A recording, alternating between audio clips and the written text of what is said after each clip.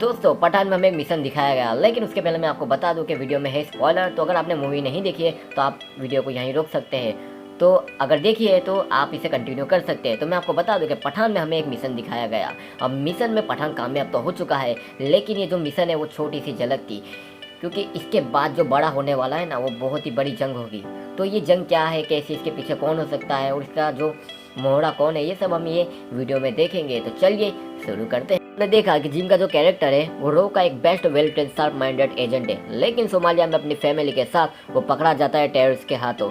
अब terrorist demand करते हैं इंडियन गवर्नमेंट से कि 10 करोड़ उन्हें दिए जाए, तभी वो जिम को और उसकी फैमिली को छोड़ेंगे। लेकिन जो कर्नल लूथरा का जो कैरेक्टर है वो इसके लिए मना कर देता है और कहता है कि हम टेररिस्ट से नेगोशिएशन नहीं करते। और जिसके बाद टेररिस्ट जिम के वाइफ और उसके जो अनबॉर्न बेबी है उसे मार देते हैं। जिम बदला लेने के लिए एक ऑर्गेनाइजेशन चालू करता है आउटफिट्स एक्स के, जहां पर वो इंडिपेंडेंटली कॉन्ट्रैक्ट किलिंग करता है। और फिर जब उसे बाद में पता चलता है कि इंडिया का कॉन्ट्रैक्ट दिया गया है तो उसके लिए वो रेडी हो जाता है। बाद में ये सब चीज़ें पठान को पता चलती है और पठान जिम की कहानी सुनता है तो कहीं ना कहीं उसे भी ये चीज़ का बुरा लगता है कि इंडियन गवर्नमेंट अगर चाहती तो 10 करोड़ दे के वो जिम की फैमिली को बचा सकती थी। लेकिन अगर मेरी थियोरी कहूँ तो ये सब के पीछे कहीं ना कहीं मुझे कर्नल लूथरा का बहुत बड़ा हाथ लगता है, क्योंकि हम देखा है कि एजेंसी कई हजारों करोड़ पैसे खर्च कर दिए थे, लेकिन ऐसे वक्त पर कि जब उसका एक बेस्ट एजेंट खतरे में है तो वो चाहती तो 10 करोड़ देके उसे बचा सकती थी। कि यहाँ तक कि अगर कर्नल लूथरा चाहते तो अपर मिनिस्टर से बात करके ये चीज़ को रोक सकते थे और अपने एजेंट को बचा सकते थे। लेकिन कर्नल लूथरा ये कहता नहीं है और यहाँ तक कि वो आसपास किसी भी मिनिस्टर को पूछता नहीं है और डायरेक्ट कह देता है कि टेड से नेगोशिएशन नहीं करते। भाई ये कोई छोटी चीज़ नहीं है कि सिर्फ मुंह से बोला गया लफ्ज़ हो या कोई कोइंसिडेंस हो। तो क्योंकि अगर आप ध्यान से देखो तो हमें मूवी में ऐसा कई जगह दिखाया गया है कि कर्नल लूथरा के ऊपर डाउट किया जा सकता है कि वो एक मास्टर प्लान का हिस्सा है या वो खुद ही एक मास्टर प्लान है। तो अगर आपने ध्यान दिया होगा तो जब पठान जिम की कहानी सुनता है तो उसके बाद कहीं ना कहीं उसका जो ट्रस्ट जो होता है ना लूथरा से वो टूट जाता है। अब लूथरा चाहता है कि उसका जो ट्रस्ट है पठान वाला वो वापस उस पर आ जाए। तो वो जो लास्ट में मिशन कंप्लीट होने के बाद वो पूरी एजेंसी का जो कंट्रोल होता है वो पठान को दे देता है और कहता है कि तुम जो चाहो वो कर सकते हो। एजेंसी का पूरा कंट्रोल पठान को मिल चुका है और उसके बाद जो पठान का जो लूथरा पर जो ट्रस्ट टूट चुका था वो बिल्ड भी हो चुका है।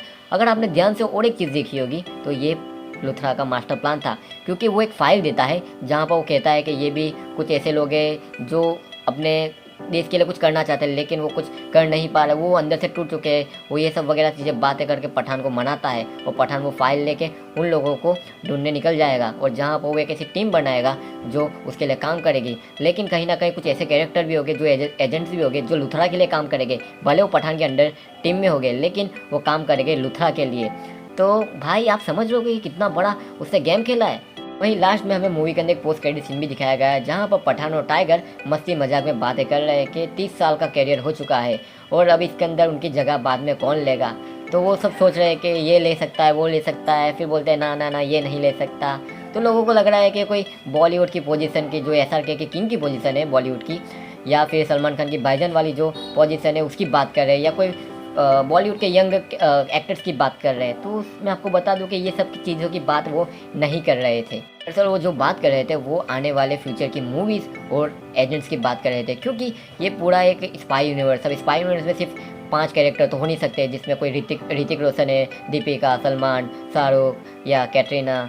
तो ये बस ये 5 कैरेक्टर पे तो ये यूनिवर्स पूरा के पूरा बिल्ड नहीं हो सकता। तो उन्हें चाहिए कि एजेंट्स जो कि हमें आने वाले फ्यूचर्स में ये कोई ना कोई बॉलीवुड का यंग कैरेक्टर है वो दिख सकता है, या सिद्धार्थ रॉय मल्होत्रा, फिर या रणवीर सिंह, रणबीर कपूर, ये सब हमें दिख सकते हैं आने वाले फ्यूचर में। तो ये ऑफिशियली कंफर्म हो चुका है कि टाइगर 3 और वॉर 2 आने वाली है। लेकिन उसके बाद क्या होगा ये यूनिवर्स का, तो कहीं ना कहीं मुझे लगता है कि कोई यंग एजेंट वाली मूवी आएगी जो कोई बॉलीवुड का कोई यंग एक्टर उससे रोल निभाएगा। तो ये हिंट था मूवी के पोस्ट क्रेडिट सीन में जो लोगों ने ज़्यादा ध्यान नहीं दिया। देखना रहेगा कि हमें ये स्पाई यूनिवर्स में क्या क्या देखने मिल सकता है, क्योंकि पठान ना बॉक्स ऑफिस पर बहुत ही अच्छा कलेक्शन कर रही है। 2 दिन में ही भाई साहब 220 करोड़ का कलेक्शन कर लिया, यानी आप समझ सकते हो क्या ही धमाल मचा रही है। तब ये वो लोग पीछे तो हटेंगे नहीं ये यूनिवर्स को रोकने के लिए। तो देखना रहेगा क्या ही मज़ा मिलता है आगे। तो यहीं तक था वीडियो। अगर आपको वीडियो अच्छा लगा हो तो चैनल को वीडियो को लाइक और चैनल को सब्सक्राइब करना ना भूलिएगा। Thank you so much.